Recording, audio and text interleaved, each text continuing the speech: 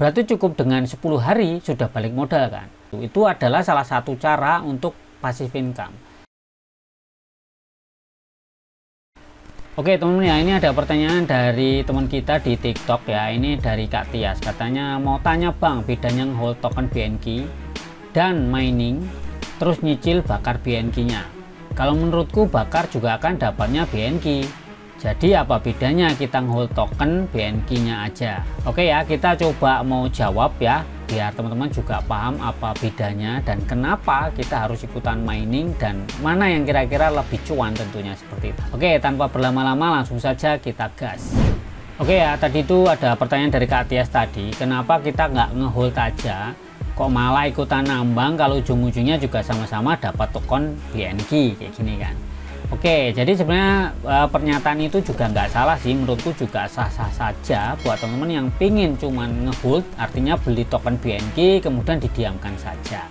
Jadi yang paling penting kalau teman-teman itu kenapa ikutan mining, ini konsepnya sebenarnya kita mau ngomongin passive income. Jadi passive income-nya seperti apa itu bang? Jadi misalnya ya, kamu tuh beli token di sini, misalnya ya kamu beli BNQ kayak gini jumlahnya 1000 guys. Ya 1000 kamu beli. Kamu berharap beli waktu harganya turun nih, ini kebetulan lagi turun nih ya, atau di sini deh kamu beli waktu harganya di 0,001191 misalnya seperti itu guys. Nah kalau kamu ngehold 1000 token, berarti potensi keuntunganmu itu kamu bisa jadi cuan itu ketika apa guys? Ketika harga token ini naik. Jadi kamu belinya di sini ya, misalnya di berapa nih ya, angka ini ya 0,011905 gitu misalnya, kamu beli di sini gitu. Berarti kamu akan cuan ketika dia harganya naik ke sini kan, di 0,012255. Ya udah, kamu 1000 kamu kalikan aja kenaikan harganya berapa, yaitu potensi cuanmu kayak gitu dengan 1000 token. Nah, lalu kenapa kok kita nambang gitu ya, kalau dibandingkan lebih cuan mana? Jadi gini guys, kalau kamu ngehold ya, kamu ngehold itu kan berarti kamu punya 1000 ya, sampai kapanpun tetap 1000. Nah, kalau konsep mining tuh beda guys. Konsep mining itu sebenarnya kayak mirip-mirip kayak staking gitu loh ya. Cuman bedanya kalau di sini tuh ada sistem pembakaran. Kalau staking tuh misalnya teman-teman punya token-token misalnya Ethereum itu bisa di staking ya. Kalau teman-teman tuh staking itu konsepnya membeli token Ethereum dan dikunci ya untuk likuiditas atau sebagai validator lah nanti seperti itu. Nanti teman-teman tuh ketika ada transaksi, nanti teman-teman akan mendapatkan sistemnya itu APY atau APR ya, itu semacam kayak reward bunga tahunan kayak gitulah dari jumlah yang teman-teman stakingkan. Nah itu dapat reward seperti itu. Itu adalah salah satu cara untuk passive income ya. Jadi kita ngunci tokennya, nggak diapa-apain, didiamkan saja, nanti dapat bunga. Ini nggak beda jauh kayak konsep deposito ya, seperti itu guys. Nah kalau mining di sini itu ketika kita ikutan nambang di Nasdaq, memang kita tuh di sini ya tujuannya nambang juga dapat BNQ ya. Jadi mungkin yang menjadi bingungnya dia, kalau ujung-ujungnya dapat BNQ, kenapa kok kita ngumpulin BNQ terus dibakar dapatnya BNQ kayak gitu kan. Nah kalau konsep yang saya paham itu seperti ini. Misal nih aku punya ya, aku beli 1000 lah ya, 1000 token BNQ, kemudian aku bakar jadi hash rate. Jadi ketika aku sudah membakar 1000 tokenku itu menjadi hash rate, maka kecepatan penambanganku kan akan berbeda nih guys. Misal lah ya, kita ngomong mentok aja di sini, kita mentokin karena satu mesin mining itu mampu menyimpan ya hash rate itu setara nilainya tuh $200 guys, kurang lebih seperti itu. Nah ketika mentok aja seperti ini, itu rata-rata dari beberapa teman yang sudah mentok powernya hash rate nya itu dapatnya per hari itu sekitar 100 token BNQ. Nah kalau kita pengen hasilnya tuh makin besar guys, membakar lagi BNQ kita untuk biar bisa mendapatkan BNQ lebih banyak guys. Nah cuman kan di sini ada mentoknya, berarti kalau kita ngomong mentok per satu mesin itu cuman ngasilin anggap aja 100 gitu deh ya, dapat 100 gitu per hari. Pertama memang kita itu harus modal guys ya, modal dulu, kemudian modalnya itu di compounding ya, artinya di bunganya itu dimasukkan lagi ke modal gitu loh bahasanya ya, masukkan ke modal biar hasilnya reward hariannya tuh makin besar.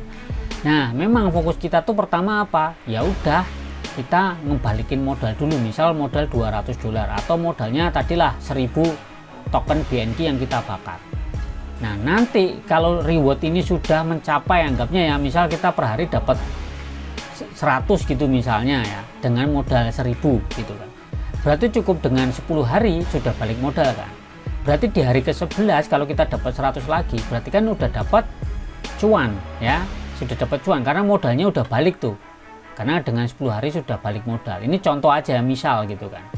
Dan hari seterusnya dan seterusnya, berarti kamu akan mendapatkan token BNK terus menerus. Kalau ngehold kamu simpen aja, kamu cuma ngandalin kenaikan harga. Kalau sistem mining kan kamu berarti menghasilkan BNK yang baru gitu loh. Ceritanya seperti itu, dengan cara kita modal gitu ya, modalnya untuk nambang dulu. Yang memang PR kita itu di sini itu adalah bersabar. Dan mungkin ketakutan teman-teman di sini kalau dihitung-hitung balik modal tuh anggapnya sekitar 4-6 bulan. Kalau dengan cara solo mining ya, artinya teman-teman nggak mengundang teman, terus tidak mempermainkan ini ya, beli tokennya tuh waktu harga murah ya, misalnya token yang BNK gitu kan, teman-teman belinya ya waktu harga berapapun dihajar kayak gitu. Padahal kan harusnya kita beli waktu murah kayak gini, kita belanja BNK, nanti kalau waktu harganya naik kita jual beberapa, kita masukkan lagi ke sini, nanti hasil dari sini kita lempar lagi ke sini kayak gitu kan. Jadi sistemnya itu diputar balik, ketika mahal ya kita jual, nanti buat modal lagi, dapat USDT-nya untuk beli lagi waktu harga BNK-nya turun. Harusnya kayak gitu, muter-muter aja ya. Nah, cuman kalau udah ini udah balik modal, kamu akan mendapatkan token BNK guys. Terus gitu kan, makin banyak kayak gitu. Beda sama cuman ngehold aja. Kalau ngehold aja kamu beli 1000 ya dapat tetap sampai kapanpun tetap 1000. Tapi kalau di sini kan enggak. Gitu kan. Itulah alasannya kenapa kamu kalau mau cuan nambang ya, menurutku ya tetap harus nambang sih, mau nggak mau gitu. Tapi ya terserah, kalau cuma mau beli ya beli aja di sini guys, nggak usah repot-repot gitu kan. Kalau memang teman-teman ragu misalnya ini kan nanti jadi hash rate gitu kan, ya memang ini pertaruhan guys kayak gitu kan, semua memang beresiko. Makanya teman-teman harus tetap lah melakukan riset. Kalau memang nggak yakin ya nggak usah masuk, nggak usah nambang gitu. Jadi konsep yang paling penting itu kalau teman-teman sudah masuk logikanya dan udah dapat ini, misalnya udah dapat hash rate dan kita udah dapat BNK, kalau teman-teman pengen menghasilkan untuk passive income ya, aku bilangnya passive income ya, memang konsepnya harus nambang kayak gini. Cuman memang di awal ya teman-teman tuh kayak orang bercocok tanam lah ya. Bercocok tanam itu semua orang juga berinvestasi, beli benih, beli pupuk gitu kan, berharap hasilnya bagus. Cuman kan ada kemungkinan juga hasilnya panennya juga jelek guys. Ya sama, ini kayak kita bertani guys. Nah jadi mungkin ini semoga bisa dipahami oleh tadi ya, salah satu ditanyakan oleh Kak Tias, dan mungkin kamu juga yang menonton video ini juga memiliki pertanyaan yang sama, kenapa nggak cuma ngehold aja ya. Kalau ngehold aja berarti cuma hanya satu arah, keuntungannya dari kenaikan harga aja. Tapi kalau mining itu konsepnya dari kenaikan harga ya, kita masih bisa cuan dan terus menerus menghasilkan token BNK ini guys, kayak gitu.